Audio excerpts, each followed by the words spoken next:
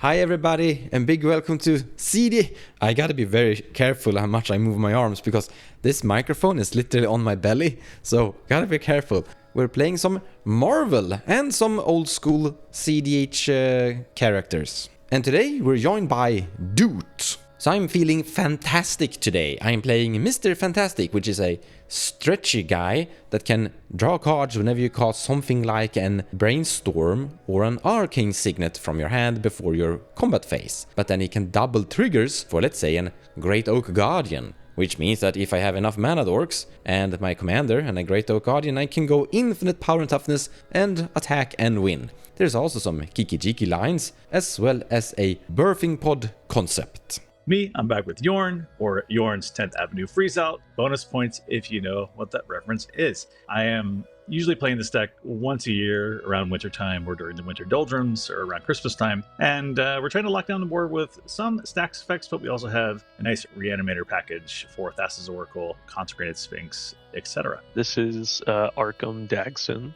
Arcom's been getting a lot of play recently. It's kind of cool to see the boomer magic come back. It's basically just a mono blue artifact combo deck. You can kind of have some nice pivots with some stacks effects. It's just really looking to do kind of A and B combos. But what's really cool is the deck is very toolboxy, so you don't have to kill Arcom on site. Please guys don't. Today I'm playing Baron Helmut Simo. It's a mono black commander, so strictly works in quick. An interesting commander, whenever you cast a black spell you connive, so it has some inbuilt card selection. But more specifically, if you have 15 or more pips in your graveyard, you can exile up to 3 cards and you may cast any of them for free, or 3 of them for free. So I have a bunch of different Entomb effects. I run a bunch of like high black pip black cards to hopefully cheat out something like a Citadel, a Parental Abyss, a Hoarding Broodlord, whatever, by going to combat with my commander. Our first 7 is almost an interesting Tuna Dargo hand, but this is not Tuna Dargo, so it's less interesting. Greedy Freebooter, I don't really know about this card, I just looked for things to have early. And if you had like a Calling the Weak or any of those effects, this hand would actually be pretty good. But since we don't, I think we just mulligan this. Our second 7 is closer as we do actually have some acceleration, but we only have 1 land and our 1 land doesn't really get us anywhere. So if we were to like have 1 more, I guess we need 2 more lands. We're close to having like Besiege the Mirror, sacrificing Friction Walker. But we don't have that, and we're pretty far from anything else working out, so let's just mulligan again. Our 6 is interesting because we have a Necropotence. Of course, we're not really a good Necro deck. Honestly, kind of the best use for Necro is to just draw 7 and then hopefully sacrifice it to have the pips in the graveyard. We have a Rusket to the right, which is a pretty interesting card in this deck, since we can cycle it for 1 to draw 1, and then we have 2 pips and a tutor in our graveyard for our commander to cheat outs. But this hand is highly reliant on cycling or natural draws to get us into an actual plan. We do have the turn 3 Necro, but turn 3 Necro isn't even that good. I think we might have time in this pod, but like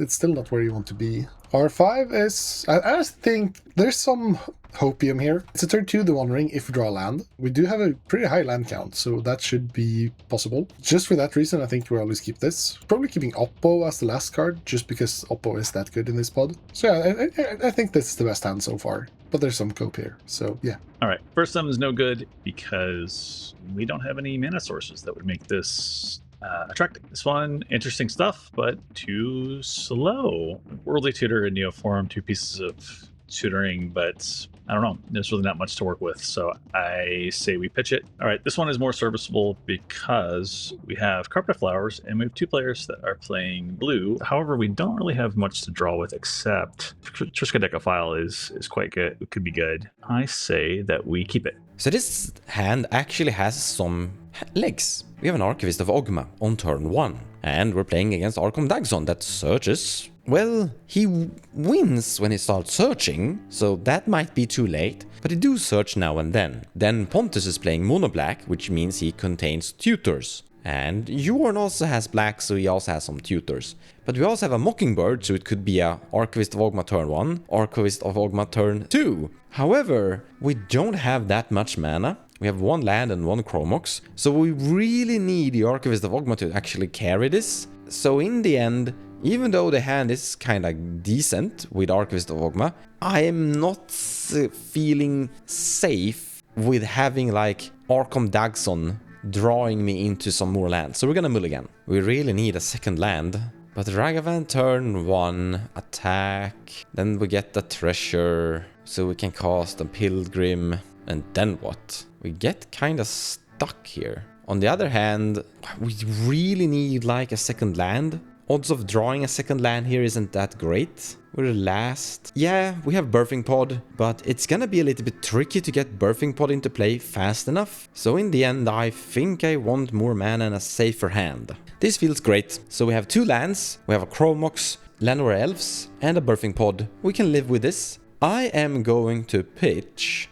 Dramatic Reversal is something of a combo piece with Eternal Witness. I'm going to keep Misdirection. If we draw into a secondary blue card, that could come up and be used. In the end, we have some speed, we have some combo potential, so yeah, we should be able to get going with this. I'll start us off by drawing a card. Land for turn will be a swamp. I'll tap it for a blood pet, and then pass. I will draw for turn. I will play an islands and a mana vault, and then tap the mana vault for a manifold key. I will have 2 floating mana. I'll tap the manifold key to untap the mana vaults, and then I will play a Grafdigger's Cage with my last floating mana and pass the turn. All right. I will draw a card, we'll do a Boseiju, and a Carpet Flowers. I will pass the turn after that. My turn, draw a card.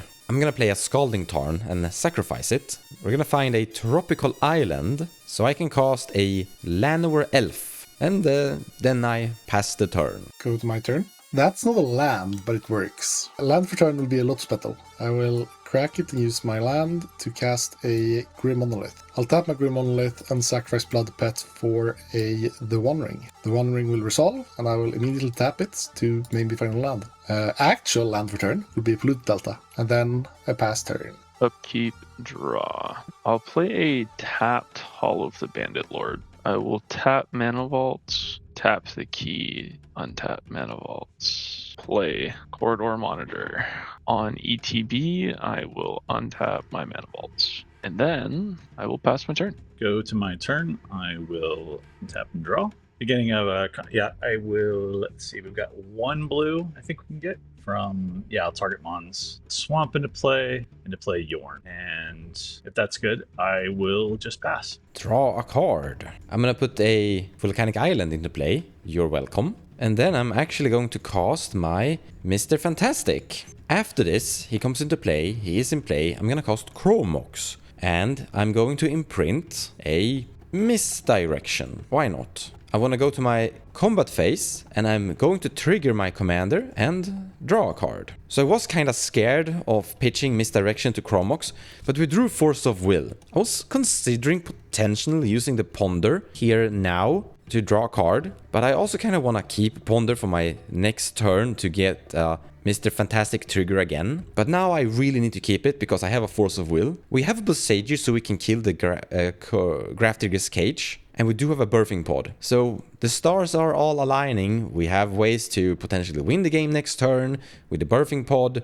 We have their commander on CMC free, which is gonna find the Fell of the Guardian and win the match. We also have, we don't really have all the mana because we need to kill Grafdigger's Cage with Boseiju, cast Birthing Pod, so it could be a little bit tricky actually getting there, but we're starting to assemble something. And with Force of Will protection, we should have a safer game, because we need to be a little bit scared of potentially Arcom Dags on here. And then I pass the turn. Go to my turn and take a damage in upkeep. I'll fetch with my Polluted Delta, taking damage. Then I'll play a Swamp as land for turn. Tap the One Ring to draw 2. And then tap out to cast my commander, Baron Helmut Seymour. So I'm currently very far away from the actual good ability to be relevant, since I only have 1 black pip in my graveyard. But maybe we can start surveilling next turn. But for now, that's all I can do, so I'm passing the turn. Untap, upkeep, and draw. I will bolt in this Hydroelectric Laboratory. I will spend 3 life to tap Hall of the Bandit Lord, tap Mana Vault, and the Snow-Covered Islands. I'll have 1 colorless floating, and I will use the colorless from Hall of the Bandit Lord to cast Arcom with haste. If you heard the whole spiel when you were doing your thing, Mons, but this deck is like,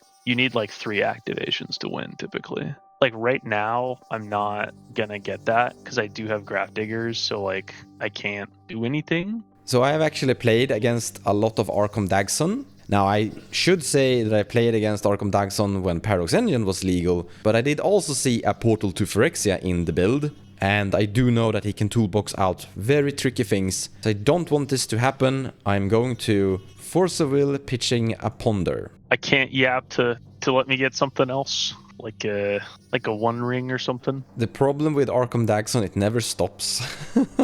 It's just... Yeah, that's fair. You get the One Ring, and then you get more value, and then I get overblown. Sorry. Sounds good. Arcom will be countered. I'm gonna spend my floating colorless to untap my mana vault. Pass the turn. Untap. Let's just go straight to combat. I will attack Pontus for 3, untapping Jorn on the attack trigger. You testing how much I hate Jorn if I want to sack my commander? I won't, so I'll take 3. Great.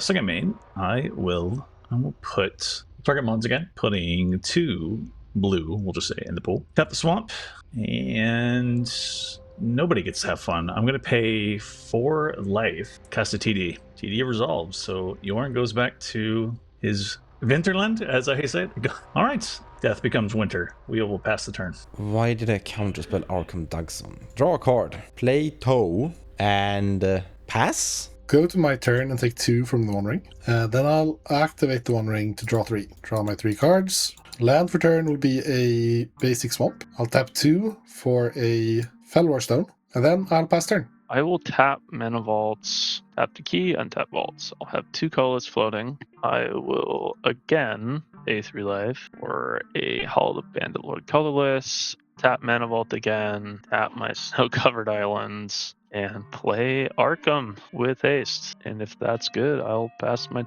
turn. End of your turn. I'm going to tap Seiju, cast a Whirly Tutor. I'll respond. I'm also sorry, dude, for collateral. Up. Why did I counterspell Arcom Dagson? Once Oppo ETBs. No response to Oppo. Can't do it when Oppo ETBs. I'll do it with Oppo on the stack. Tap here and flash in a Cogwork Wrestler.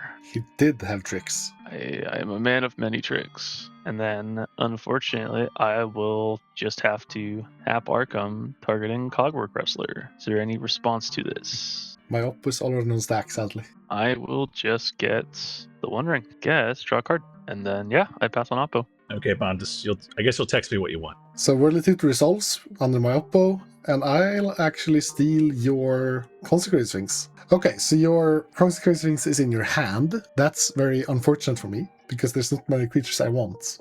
So I guess I'll just take your Valley Flood Caller and hope to draw Necro. You got it. Would you like fries with that, Pontus? Take my turn. Land for turn would be a Rime Wood Falls, comes untapped. Still have 2 blue. Our commander costs 5. So we're going to put 2 in the pool, targeting Mons, and I am going to cast a Triskaidekaphile. You have no maximum hand size. At the beginning of your upkeep, if you have exactly 13 cards in your hand, you win the game. I have 3 cards, so I'm a little ways away. Other than that, I'll be sad and pass. My turn, draw a card. So we're kind of no longer on the search for things plan, so we don't need to kill the Graph Digger's cage. So Poseiju, who endures, because we need 5 mana, so I can recast my stretchy man Monkey D. Luffy, and then I pass turn. I'll go to my turn, and I'll start playing more optimally by taking 3 damage, and then still before my draw, tapping the One Ring to draw 4.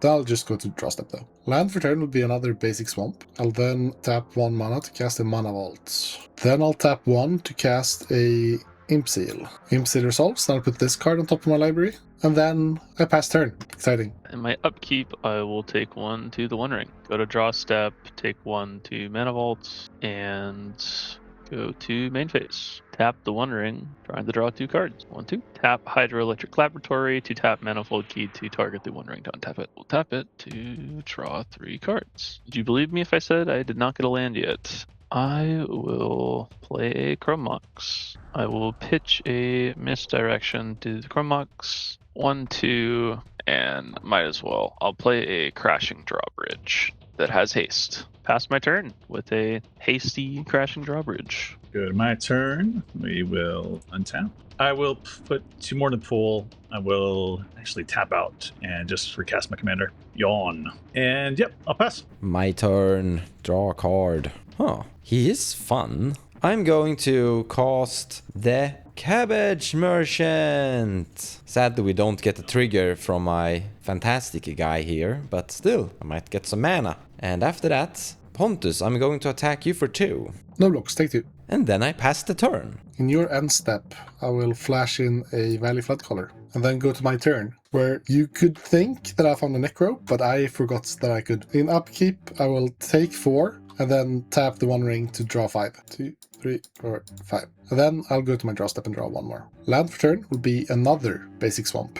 I will tap 4 mana to cast a Aether Flux Reservoir. I'll tap 4 mana to cast a Besiege the Mirror, sacrificing my mana vaults. Trigger Aether Flux, I gain 2 life. Besiege the Mirror resolves, and it will cast a defense grid. Trigger Aether Flux, I gain 3 life. So guys, Pontus knows that I have a Mind Break Trap. This is your 3rd spell, yes? I don't have anything, Rhetoric. If defense grid is in play or not in play, does not matter from my position. So actually, if Pontus fizzles, on the other hand, Arcom Dagson goes to his turn, you can't use it anyway. Yeah, maybe you should use it when I think about it, because it's like a grand abolisher for everyone, so... Alright, I think he's probably got some other tricks, but we'll cast Mind Break Trap for now. It's exiled. Then I'll cast a Manifold Key, holding priority on Mon's trigger, responding to it with a Culling the Weak, sacrificing my Flood color. 2 triggers on Aether Flux. So I'll make 4 black, I'll gain 5 life, and then gain 5 life more. And Mons makes 2 thingies. I will use 1 of my 4 black to tap Manifold Key to untapping my Grim Monolith, and tapping it for 3, using 2 of my black floating to cast a Dark Petition, gaining 6 life from my Aether Flux. Dark Petition will give me 3 black from Spell Mastery, and then I'll find the card. And we'll find this card that we will immediately cast, and it's a Rain of Filth, gaining us 7 life. Rain of Filth resolves. I'll sacrifice a land and use 3 mana. I actually sacrifice another land as well to cast a Gwenum, gain 8 life, and then sacrifice 4 more lands to cast a Tendrils of Agony. All copies on Mons. And there's 10 copies on Mons, I'll gain 9 life from casting this spell. How much life do I lose? 20. Yeah, I lose 20. I gain 20. So here we can kill 2 people. But then I'll die in my upkeep, I just realized, which is really funny. So I think I just pass here. And if you try to win, you die. Otherwise, Dude dies. I forgot it's 50 life, so I can kill 1 player. So don't try to win, otherwise Dude just dies. But if you try to win, you die. And in my upkeep, I take 3 to the 1 ring. And then draw step, I will lose 1 to Mana Vault. I'll tap the 1 ring to draw 4 cards. I'll play a Snow-Covered Island. Tap the island to tap Manifold Key to untap the 1 ring. Tap the 1 ring to draw 5. Damn. I don't like it here. I guess we just draw more cards. Tap here, cast the Sculpting Steel. There will be a trigger. I'm passing, Pontus, I'm passing.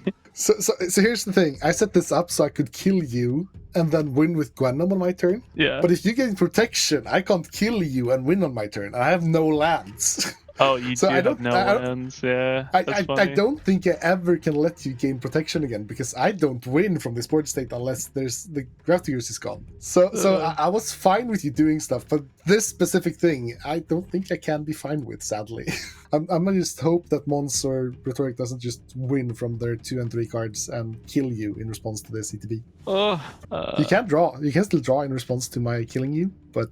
Dude, yeah. That's so real. I can draw. It doesn't do anything. Okay.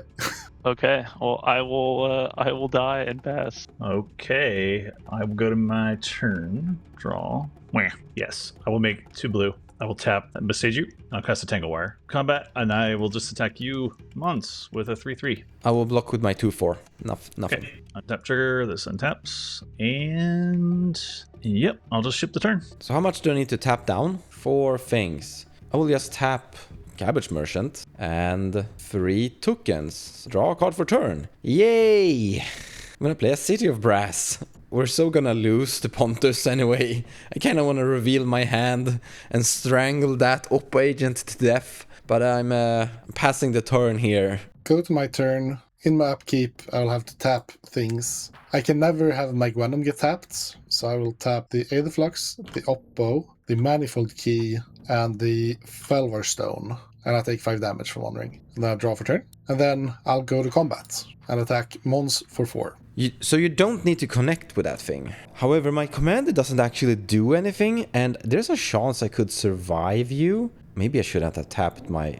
Why did I tap my food? I should have tapped my lands. No, tapping the food was actually correct, because if I drew a removal spell, I could have killed the Oppo agent. I'm actually going to block, so I don't take any damage from that thing, so maybe I survived the Ettiflux Reservoir here. Yep. I gain 4 from lifelink, and then I have Bola Citadel line, basically. I will just play with top revealed. I will cast a Agadim's Awakening, paying 3 and gaining 1 back, so losing 2 life. X is 0, so it does nothing. Then I'll cast a Wishclaw, paying 2 and then gaining 2, so plus minus 0. Enters with the counter, or 3 counters rather. Then I'll cast a Everflowing Chalice, not kicking it, gaining 3 life. Then we'll cast a Tesseret, Cruel Captain, paying 3 life, gaining 4, so gaining 1 total. Cast a Viscera Seer, paying 1 life, gaining 5 life, so gaining 4 total. I actually don't really want to cast this card on top here, so I will activate the 1 ring to draw 6. 1, 2, 3, 4, 5, 6. So, since Gwenom on attack gives me the ability to look at the top card, she doesn't matter anymore. So I'll cast this Sacrifice, sacrificing Gwenom. Paying 1 life, gaining 6 life, so gaining 5 life total. And I'll make 5